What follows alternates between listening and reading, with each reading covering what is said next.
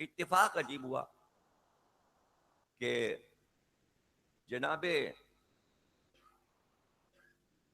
ام رباب صلوات اللہ السلام علیہ کے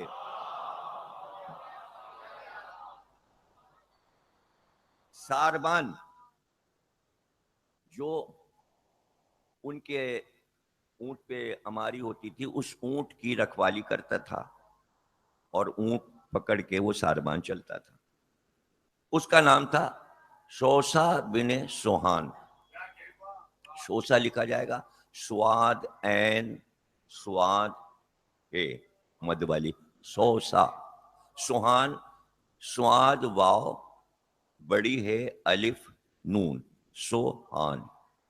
شوشا بن سوہان. جب واقعہ کربلا ختم ہوا تو امام حسین کے لشکر میں جتنے ساربان وغیرہ تھے ملازم جو اونٹ کو کھانا کھلاتے تھے یا گھوڑوں کو کھانا کھلاتے تھے, ملازم یا جو خیمے کی میخیں ٹھوک کے رسیاں کھینچتے تھے, خیمہ دوست جنہیں کہتے ہیں, تو یہ سارے امام حسین کے ملازمین جو تھے مولا نے ان کو نہیں بھیجا.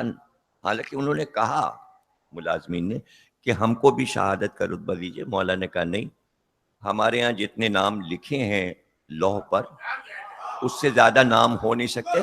تم لوگ ملازم ہو اور ظاہر ہے کہ تمہیں ہم نے راستوں سے لیا ہے, تم اپنے اپنے قبیلے سے چھوٹ کے ملازمت میں آئے ہو, تم یہاں مر جاؤ گے تو تمہارے گھر والے مر جائیں گے. تم لوگ اب آزاد ہو کے جب ہم شہید ہو جائیں اپنے اپنے گھر چلے جانا. جن کے اونٹ ہیں وہ اپنے اونٹ لے جائیں, جنہوں نے خیمے کرائے پہ دیے ہوئے ہیں وہ اپنے خیمے لے جائیں. اور قیمت انہیں مولا پہلے ہی دے چکے تھے, ادائیگی پہلے کر دی تھی. سب کی ادائیگی اسی وقت جب راستے سے لیا تھا خیمے والوں اونٹوں والوں کو. لیکن یہ پرانا ملازم تھا امام کا مدینے کا کہ جو مقرر تھا اس بات پر کہ جب امام حسین کی سواری چلتی تھی تو جناب رباب کے اونٹ کی رکھوالی حفاظت شوشا بن سوہان کرتا تھا. اب یہ تھے سارے ملازمین. لشکر یزید نے بحکم ابن سعد کہا کہ سارے ملازمین کو گرفتار کر لو. یہ حسین کے لشکر کے ملازمین ہیں, ساربان بھی سارے پکڑ لیے گئے اور ان کو گرفتار کر لیا گیا. ان سے پوچھا گیا تم کہاں کے ہو, تم کہاں کے ہو, تم کیسے آئے اور تم کیسے حسین کے ساتھ آئے. انہوں نے اپنے واقعات بتائے. اس کے بعد ابن زیاد کا حکم آیا کہ ان کو چھوڑ دو, وہ مختلف قریوں اور گاؤں کے لوگ ہیں اور یہ عرب کا قاعدہ ہے کہ کرائے پہ مزدور لیے جاتے ہیں سامان اٹھانے کے لیے, تو ان کو چھوڑ دو. عمر سعد کو حکم دیا کہ جو گھر والے ہیں حسین کے صرف انہیں گرفتار کر کے کوفے بھیجو, رسیوں میں باندھ کے ملازمین کو چھوڑ دو. تو اس میں جو جناب رباب کا ساربان شوشا بن سوہان تھا اس سے بھی کہا گیا کہ تم بزرگ بھی ہو, ہم تمہیں آزاد کرتے ہیں. چھوڑ دیا. اب یہ جناب رباب کا ساربان روتا ہوا کربلا سے چلا اور کافی اس کی عمر تھی. اب یہ جس گاؤں کا رہنے والا تھا پہلے تو وہاں پہنچا, اب وہاں زمین پہ بیٹھ کے خوب ڈھاڑے مار مار کے وہ رویا. سارے گاؤں والے جمع ہو گئے. اب گاؤں والوں کو کچھ نہیں معلوم تھا, اندر کہیں کوئی گاؤں تھا پہاڑیوں میں. ان پوچھا کیا ہو گیا, تم تو بہت پرانے ملازم تھے مدینے میں رسول اللہ کے خاندان کے, تو کیا ہوا, کوئی تمہاری ملازمت ختم ہو گئی یا کوئی تمہارا عزیز مر گیا. وہ روتا جاتا تھا اور پھر کہتا تھا بیٹھو, یہ ایک دن میں قصہ نہیں ختم ہوگا. وہ دن آج کا دن, یہ قصہ ایک دن کا نہیں ہے. تم سلامت رہو سمجھنے والے ہمارے ذہین بچے جو فوراً, یہ ایک دن کا نہیں ہے. روز یہیں آؤ, یہاں سے چھوڑوں گا رات کو, پھر دوسری رات کو وہیں سے شروع کروں گا. پوری رات گزر جاتی اور گاؤں والے بیٹھے رہتے, اب اس کے آگے سناؤ کیا ہوا.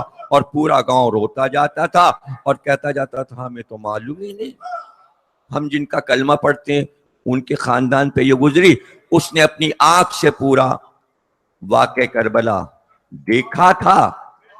اس نے دیکھ دیکھ کر بیان کیا. اس کی آنکھ کے سامنے مناظر آ رہے تھے.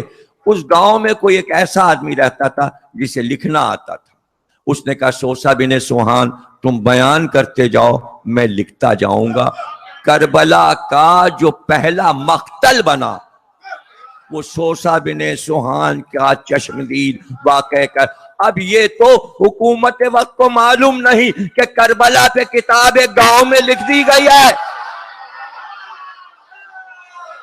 اب وہ تاریخ جو حاکم بنائے گا وہ الگ ہے. پتہ چلا ایک حکومت کی تاریخ ہوتی ہے, ایک عوام کی تاریخ. اس کتاب کو کہتے ہیں مقتل سوسہ بن سوہان. اسے فخر تھا کہ میں اس گھر کا ملازم ہوں.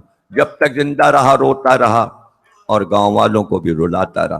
ایک گاؤں سے دوسرے گاؤں, تیسرے گاؤں, اور پھر یہی ملازمین جو مختلف دیہاتوں اور گاؤں کے تھے جب اپنے اپنے قریے میں پہنچے تو انہوں نے جو دیکھا تھا کربلا میں سب کچھ بیان کیا.